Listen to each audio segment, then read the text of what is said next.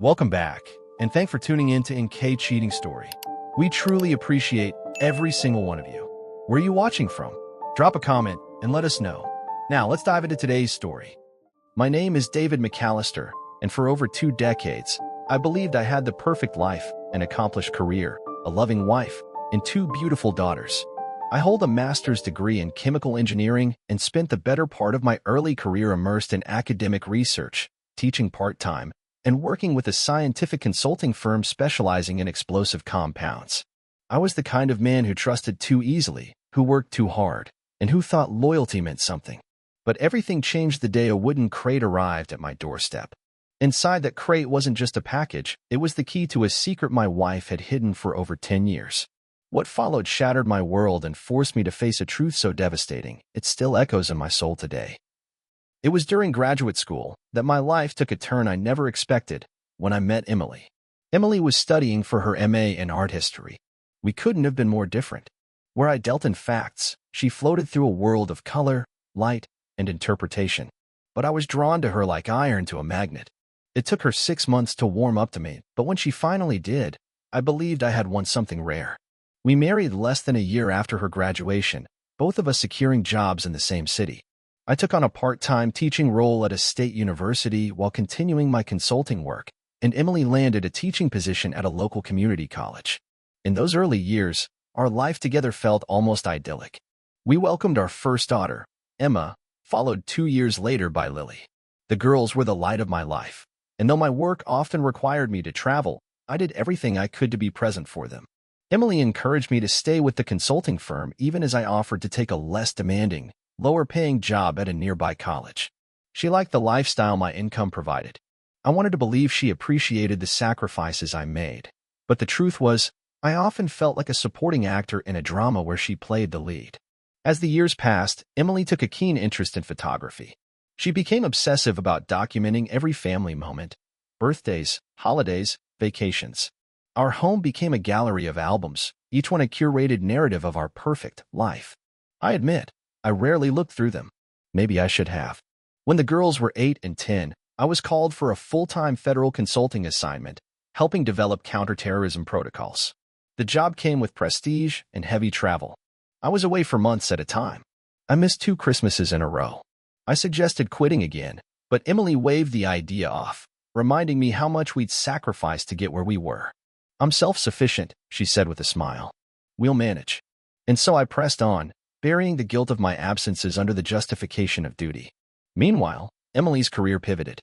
She joined the local university in an administrative role, primarily working with the liberal arts department. She seemed happy, fulfilled even. Her interest in photography deepened, and then came a new fascination, Italian language and culture. At first, I thought it was just another hobby, but then the trips to Chicago started. Supposedly, these were short business visits, meetings with benefactors, or time spent with Gina, a college friend of hers and a former Italian exchange student who now lived in the city. Sometimes she took the girls. Sometimes she went alone. Each time, she returned with a few more photographs, a few more vague stories, and a growing sense of distance between us. I chalked it up to the strain of years. After all, marriages evolve. People change. But then came the crate. It was a Thursday afternoon. I had taken an unexpected break from work due to bad weather, thinking I'd play 9 holes of golf. Instead, I decided to surprise Emily by starting to plan an anniversary party. As I sat with the event planner, a delivery truck pulled up. A large wooden crate, marked fragile, was rolled to our front door. It was addressed to Emily, sent from Romano Photography Studios in Chicago. The delivery man left it in our living room, carefully positioned upright. My curiosity piqued. Emily hadn't mentioned expecting anything. When I called her to let her know, her tone shifted instantly. First, there was a long pause, then an oddly stern warning. "Don't open it. It's work-related. I'll handle it tomorrow." That was red flag number 1. Red flag number 2 was the crate's return address, Romano Studios, Chicago. Something about that name felt familiar, though I couldn't quite place it. I took a few photos of the crate and ran a quick search on my laptop. That's when the first crack appeared in the polished facade of my marriage. The studio belonged to Piero Romano, a globally renowned Italian photographer, known for blending hyperrealism with surreal effects. A man whose work Emily had never once mentioned, despite her endless chatter about photography.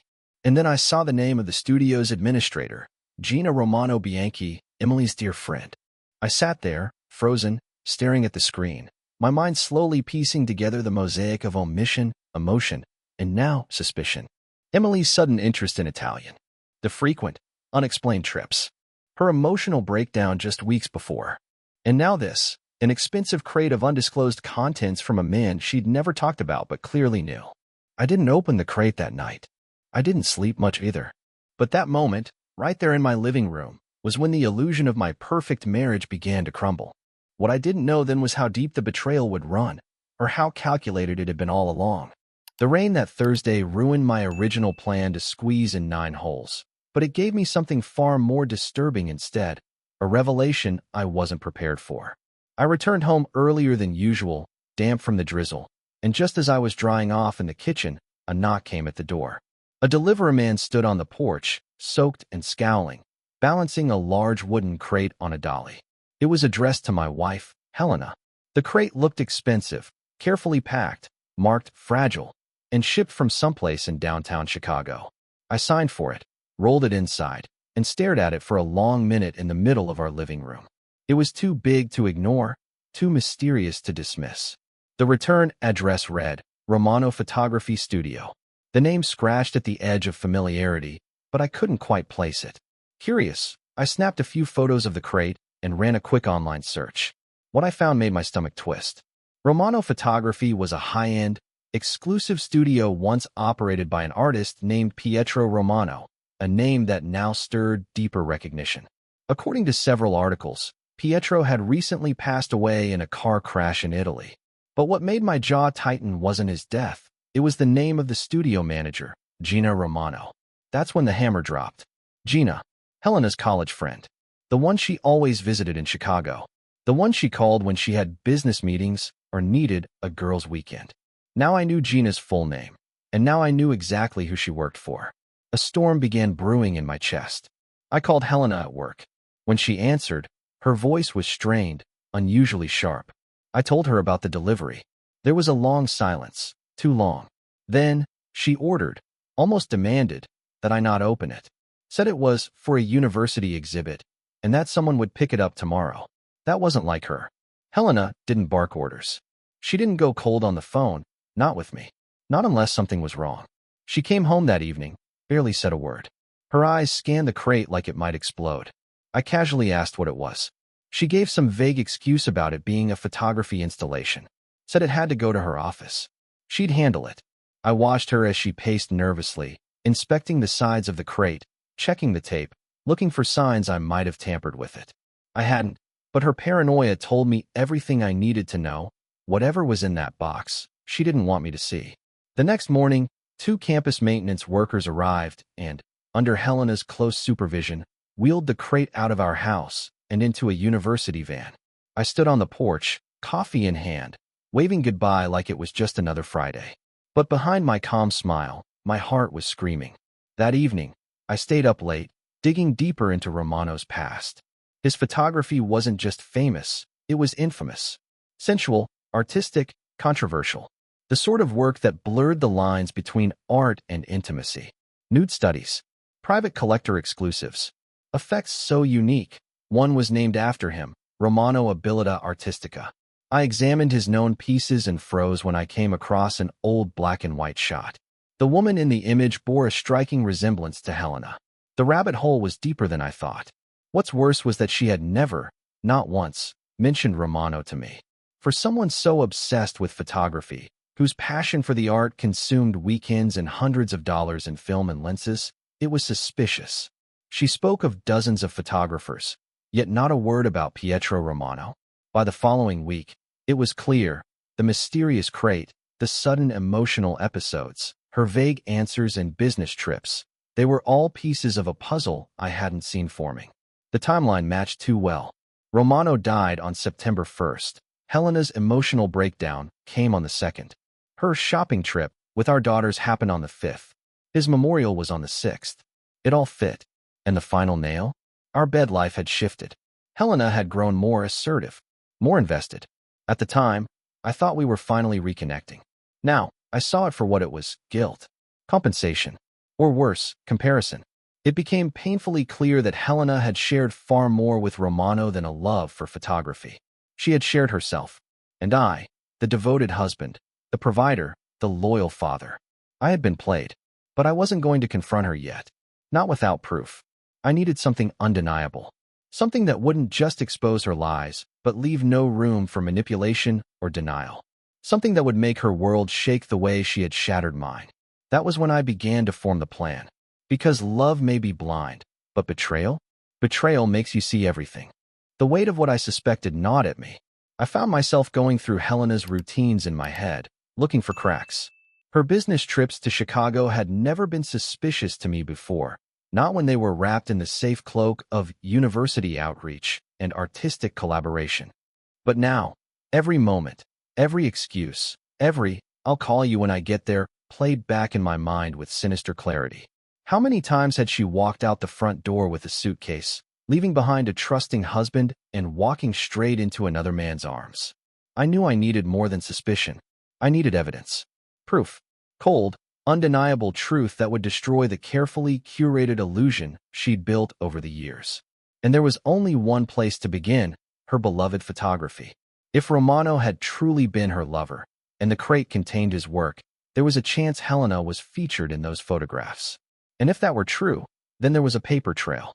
Exhibition records, guest lists, artist registries, anything that could link her to him beyond just friends. I dove into online archives, forums, academic websites, even obscure art collector blogs. What I found staggered me. An invitation-only exhibition was scheduled in Chicago for mid-April, only weeks away, showcasing a retrospective of Romano's most private works. Among them were never-before-seen photographs acquired from private collections, including some owned by the artist's muse. I didn't need anyone to tell me who that muse was. The timeline, the trips, the crate, it all led to the same conclusion. Helena hadn't just been having an affair. She had been immortalized in film, preserved in black and white and color, captured by the man she truly loved. She wasn't just cheating on me. She had rewritten the story of her life and carved me out of it entirely. And worst of all, our daughters knew. That was the thought that nearly brought me to my knees. Angela and Grace, who I had raised with everything I had, who I had held during nightmares and cheered from the sidelines during school plays. What if they had been in on it? What if they had watched this lie grow, fed it with silence, and protected their mother's secrets out of loyalty or fear? I needed to know. Not just about Helena. About everything, including them. That's when the darkest idea took hold.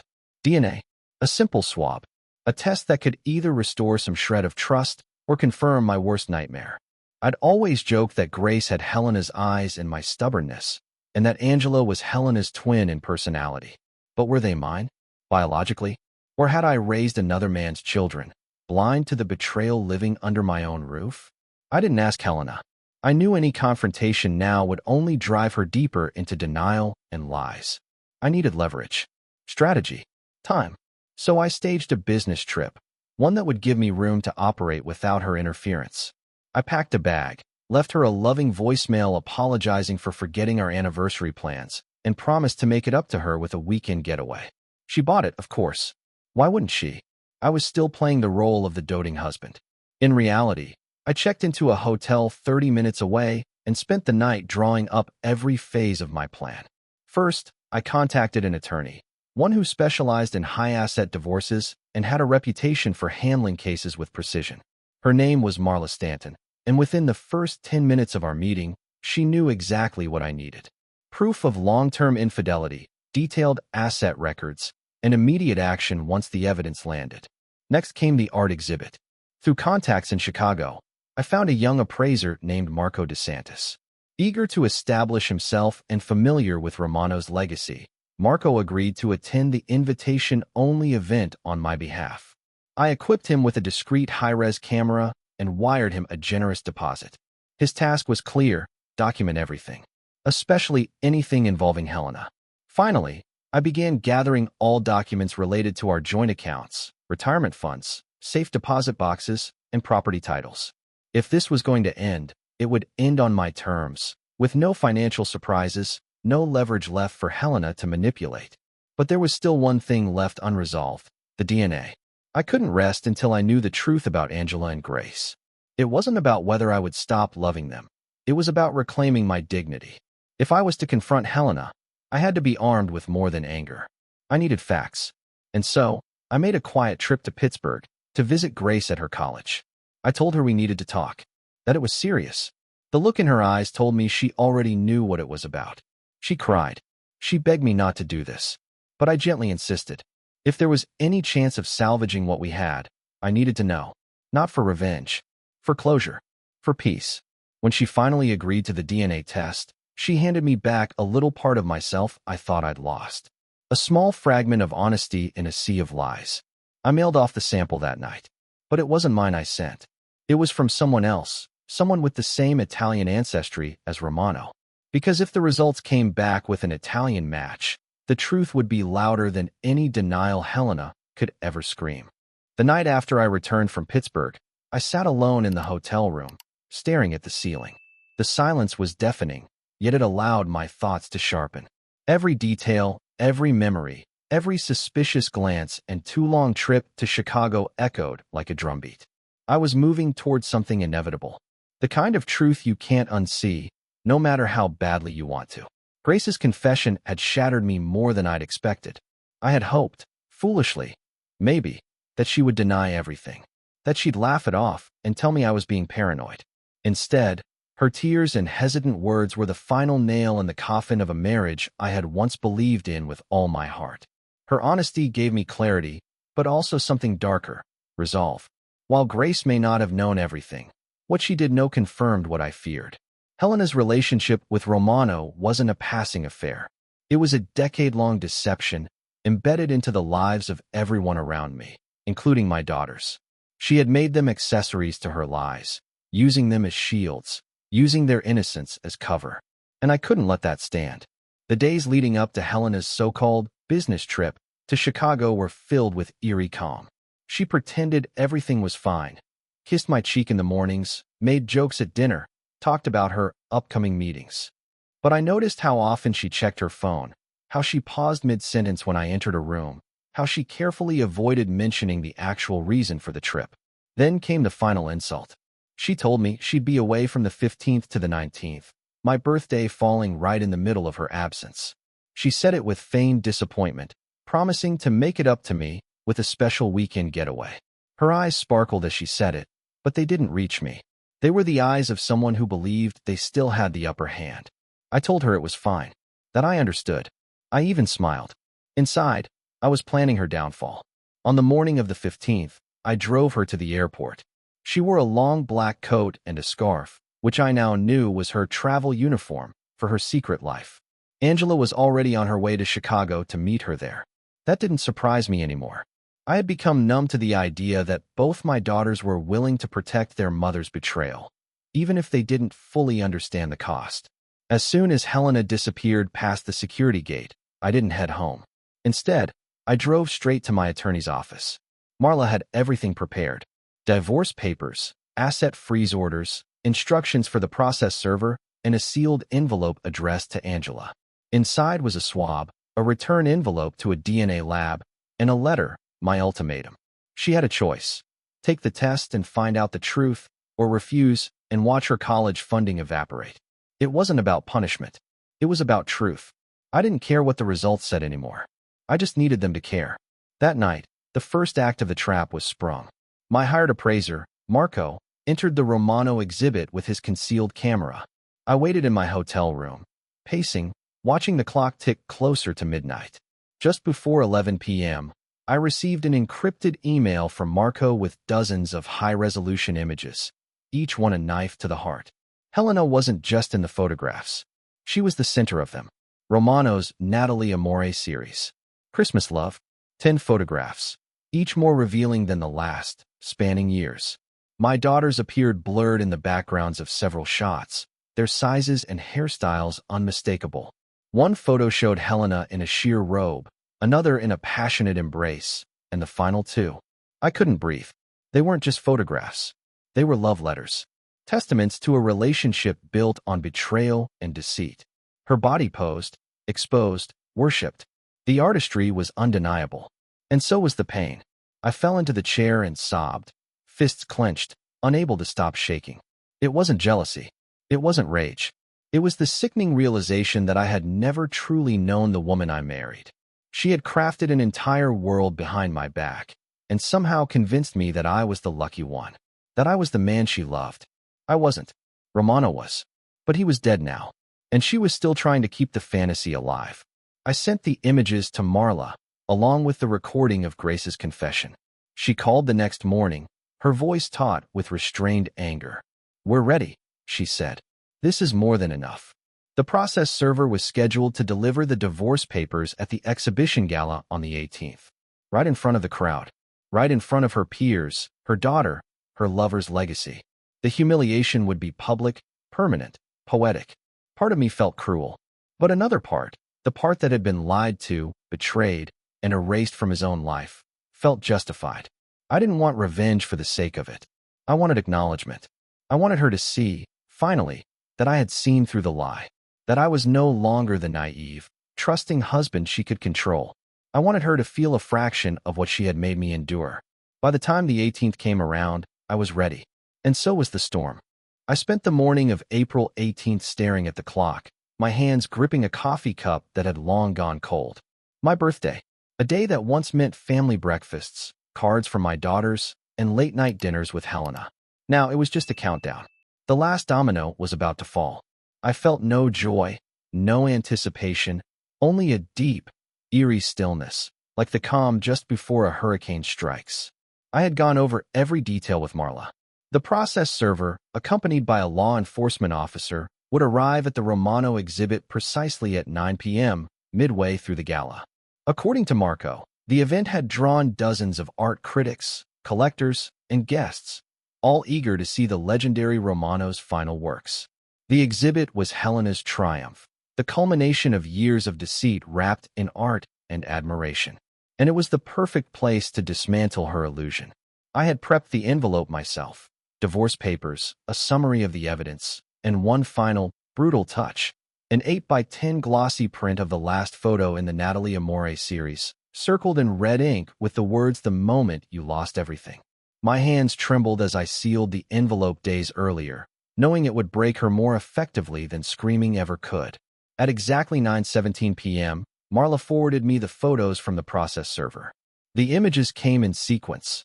Helena in a dazzling black evening gown, smiling wide, champagne glass in hand. Angela at her side, radiant, laughing, proud. Then the moment of confusion as the officer approached, extending the envelope with a formal nod. Her smile faltered. Angela leaned in, squinting at the name on the front. Helena's fingers took the envelope as if it were radioactive. Then the photos turned ugly. Helena's face contorted in disbelief, her knees buckled, and she sank to the polished floor of the gallery like a marionette with cut strings. Angela looked on in horror, then anger, grabbing the papers and reading over her mother's shoulder before turning on the officer, shouting something I couldn't hear. More photos followed. Helena curled in a fetal position on the floor, Angela screaming at bystanders, and the gallery staff trying to usher them out without causing a greater scene. I sat back in my hotel room, the laptop screen burning into my eyes, my heart racing. I should have felt victorious. I had planned every second of that downfall. But instead, what settled over me was a strange emptiness. I had imagined that moment so many times, had visualized Helena's tears, Angela's confusion, their shame, but now that it was real, it didn't satisfy me. It simply confirmed what I already knew, that nothing would ever undo the damage they had caused. Angela called me the next morning. She was livid. She didn't ask how I was, didn't apologize. Her first words were a venom-laced tirade about how disgusting it was for me to serve papers like that, in public, in front of everyone. I listened in silence for a while, letting her rant, before I calmly responded with words I had been waiting to say for months. You stood by your mother as she lied to me for over a decade. I was never your enemy, Angela. But now, I don't even know who you are. She tried to deflect, claiming I had no right to humiliate her. I cut her off. Did you do the DNA test? There was a pause, too long. I'm not doing it, she snapped. Because it doesn't matter. You're my father. Maybe, maybe not. That's when I told her about the account freezes. That tuition, rent, and all her remaining college expenses were suspended until she complied. That she could either prove she was my daughter or accept that she'd been complicit in defrauding me. She went silent, then hung up. For the first time, slamming a landline phone would have felt appropriate. Instead, I just stared at my cell, shaking my head. Grace, on the other hand, kept her promise. The DNA results came in 2 days later. We were not biologically related. Marla called to confirm what I already suspected, her voice unusually soft. I'm sorry, Grant. I wasn't surprised. But that didn't make the wound any less deep. I reached out to Grace and asked if we could talk. When we met, she was visibly distraught but tried to stay strong. I told her the truth, that the swab I had submitted wasn't mine, but that I had done another test afterward, and it confirmed the same result. She was not my biological daughter. She cried for a long time. I always thought of you as my dad, she whispered. Nothing will change that. It meant the world to me. But I also knew there was a chasm now that neither of us could fully bridge. As for Helena, she made no attempt to contact me directly after the exhibition. I knew she had crawled back to Gina, her partner in deception, probably trying to figure out how to reclaim control. But there was nothing left for her to reclaim. The house was mine, for now. I had the keys, the documents, the power. But it didn't feel like home anymore. Just a shell filled with lies. And the storm was still far from over. After everything unraveled at the exhibit, my days blurred together. The weight of betrayal pressed down harder, and I carried it in my chest like a lead block. I had played my part in orchestrating Helena's fall, but now I was left in the wreckage, uncertain whether the ruins could ever be rebuilt into something resembling peace. I had Grace's result, the truth I had dreaded, but anticipated. She wasn't mine, at least not biologically. But now came the other half of the storm, Angela. I didn't expect her to comply. After our last call, she had made it clear that she considered me cruel, manipulative, even dangerous. But I knew she would listen to self-interest. I had frozen all accounts tied to Helena and me. No tuition, no rent, no money. I sent her the letter through my attorney, Gail, with clear, unambiguous instructions. Swab your cheek. Record yourself doing it. Mail the test. If she wanted to finish school, if she wanted anything at all, she would comply. She didn't respond. For 2 days, nothing. Then came the call. Her tone was cold, controlled, but her rage was barely veiled. So what now? You're bribing me. No, Angela. I replied, tired. I'm asking you to choose. Truth or silence. I've supported you your entire life. You say I'm your father? Prove it. There was a beat of silence on the line. Then she said, fine, but only because I want this over with. She hung up before I could say another word. Still, I wasn't convinced. I knew Helena's influence ran deep, and Angela had inherited her mother's ability to manipulate. That's why I asked for a video. I needed to see the swab, the envelope, the mailing, all in one continuous shot. A week passed. Then, finally, an email. No words, just a video attachment. I watched it alone in my hotel room. Angela sat in a dorm room chair, stone-faced. She opened the kit, swabbed her cheek, sealed it, addressed it, and walked it to a mailbox outside her building. It was done. I didn't expect hope to stir inside me, but it did. A part of me, small and foolish, hoped she would be mine. That one of them would be. That maybe, through all the lies, something real had survived. But hope is a cruel trickster. The results came in 3 days later. Just like Grace. Angela was not my biological daughter either. I sat in my car for nearly an hour after opening the email, staring at the dashboard like it held answers. My fingers trembled on the steering wheel. My mind raced through old memories. Christmas mornings, school plays, hospital visits when they were sick.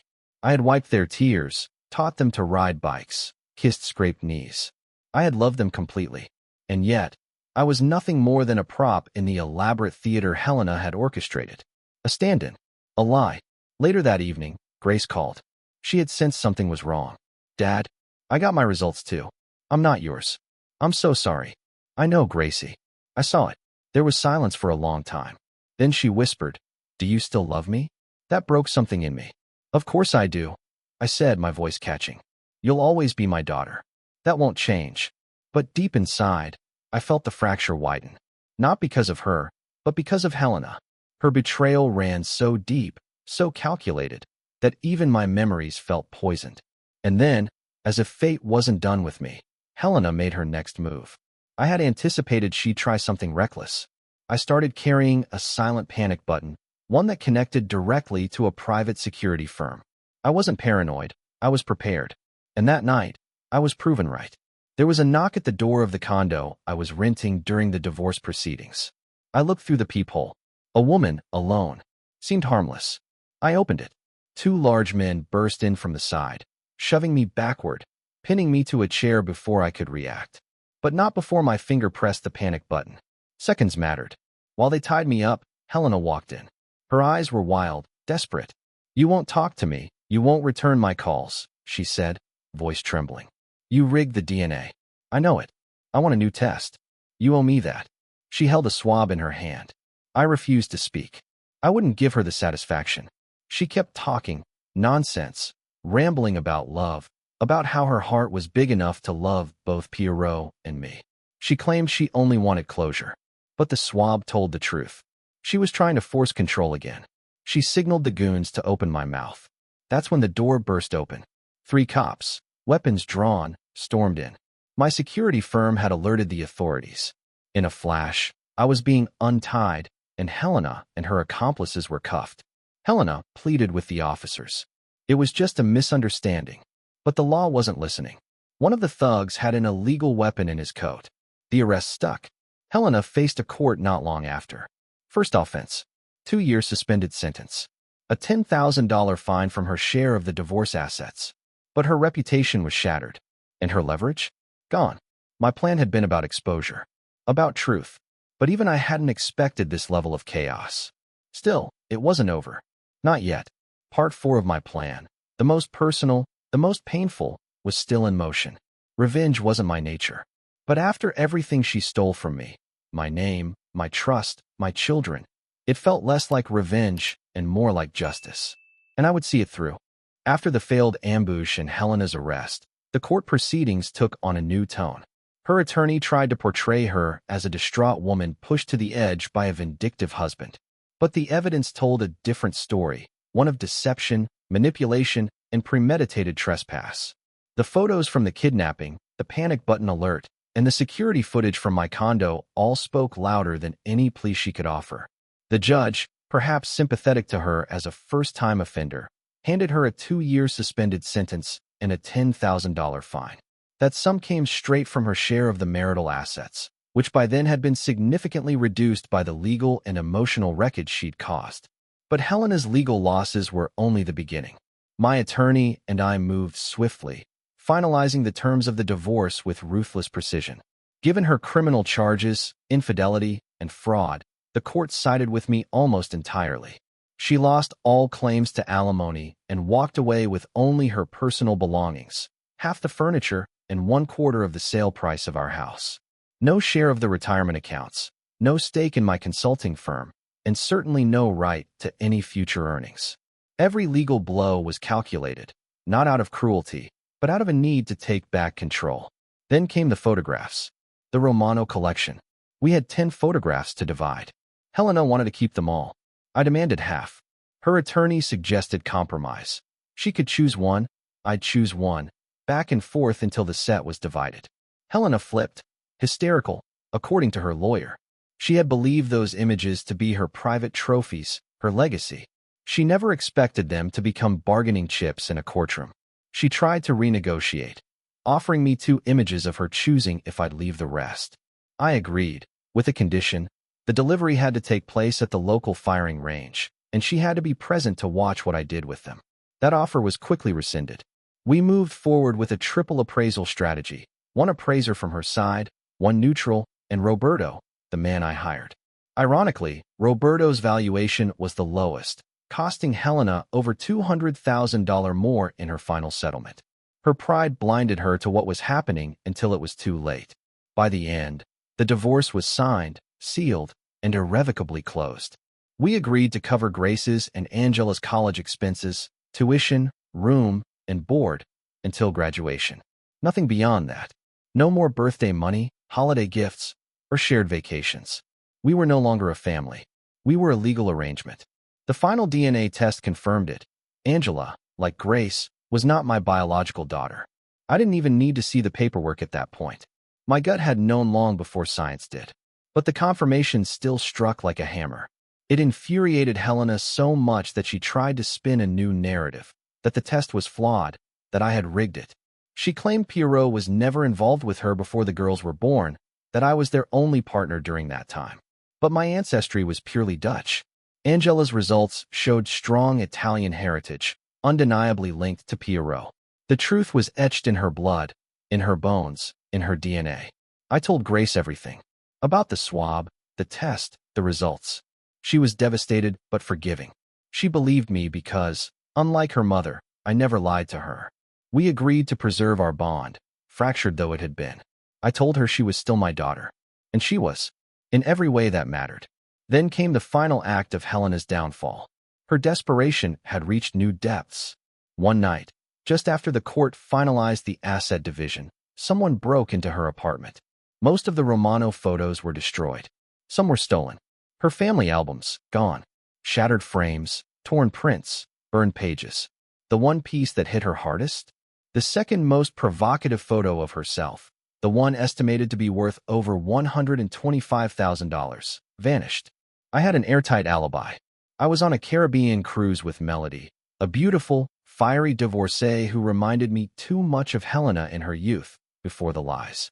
I wasn't looking for anything serious, but being with someone who genuinely enjoyed my company was refreshing. Even if I suspected I was just another chapter in her rebound story, I didn't mind. It helped me remember who I was before betrayal defined me. When the police questioned me, I said nothing. My lawyer shut everything down. No financial trail, no witness, no evidence. I had been 2,000 miles away on a boat, sipping whiskey and pretending I could start over. The statute of limitations eventually expired, and I hosted a party, my "it's finally over" celebration. Grace came with her husband and my granddaughter. Melody was there. My brother, his kids, friends who had stuck by me when I was unraveling. One noticeable absence, Angela. She didn't call, didn't write. I heard from Grace that she had married recently, and not long after, her husband caught her cheating. She was now facing her own divorce. Karma. Laura, Helena, had given Grace an ultimatum. Cut ties with me or lose her mother. Grace chose me. And that was the first time I felt like I had truly won. Through everything, the lies, the betrayals, the heartbreak, I hadn't lost myself. I had fought with my mind, not my fists. I had used truth, not vengeance. And now, with Grace by my side, and a life no longer built on illusion, I could finally begin again. But there was still one more chapter to close. One final reckoning to settle. I thought the storm had passed. I thought I had reached the end of the pain, the betrayal, the exhausting cycle of uncovering lie after lie. But life rarely offers such clean breaks. Even as I stood surrounded by friends and family during my "it's finally over" party, I felt it. This lingering thread still tying me to Helena, to the past I had worked so hard to sever. Grace and I had begun to rebuild something real. Her forgiveness felt like a balm over years of silence and deception. She didn't condone what I'd done, the DNA test trickery, the calculated revenge, but she understood it. And more importantly, she didn't abandon me. That mattered more than anything. Angela remained estranged. I knew she blamed me, not just for exposing the truth, but for shattering her carefully maintained version of reality. Grace told me that Angela's marriage had already cracked under the same weight of infidelity that destroyed ours. Her husband caught her cheating and filed for divorce. It wasn't satisfying. It wasn't even vindicating. It just made me sad. Sad that the patterns had been passed down, that the sins of the mother had shadowed the daughter. As for Helena, she kept trying to claw her way back into relevance. At first, through letters, pleas disguised as apologies, rambling essays about love, fate, and how her heart had been too large for one man. She wrote about Pierrot as if he were some mythical god, a muse who had unlocked a side of her that I never could.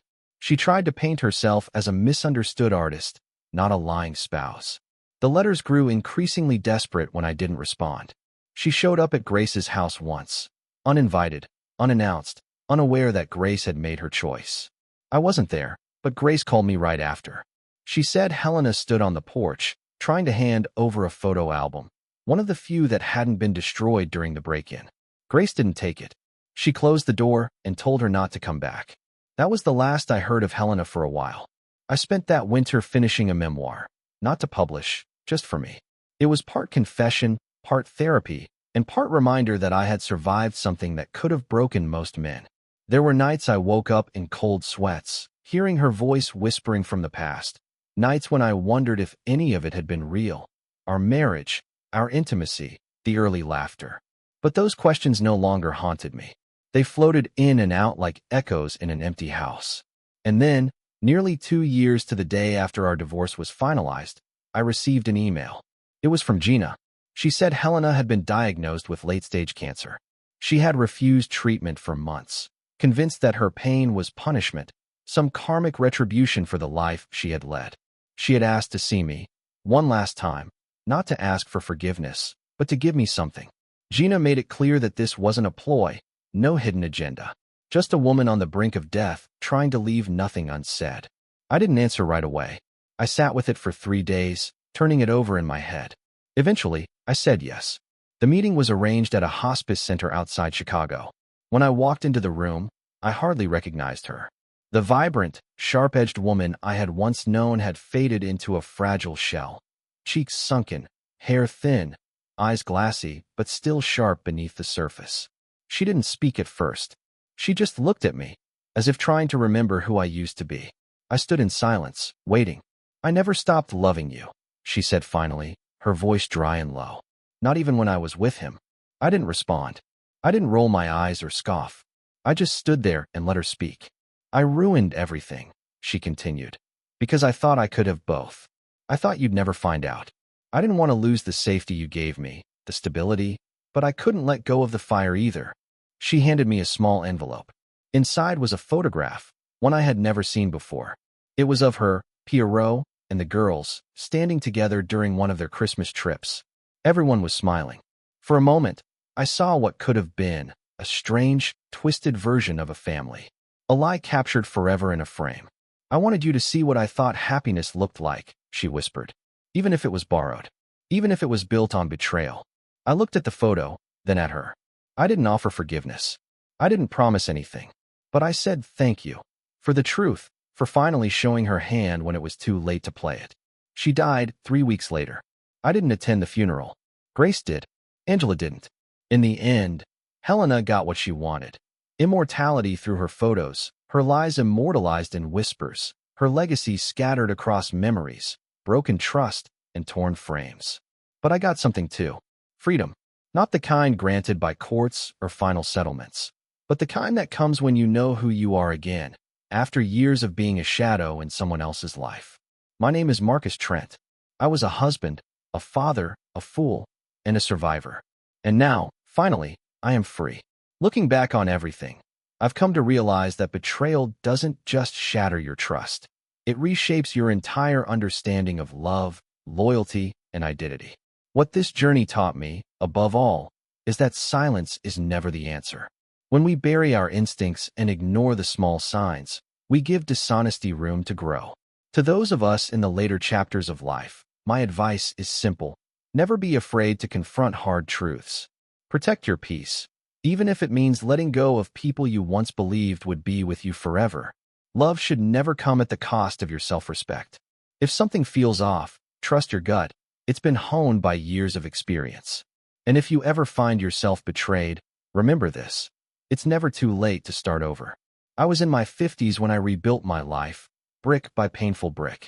Surround yourself with people who reflect your values, not just your history. Age doesn't mean settling, it means clarity.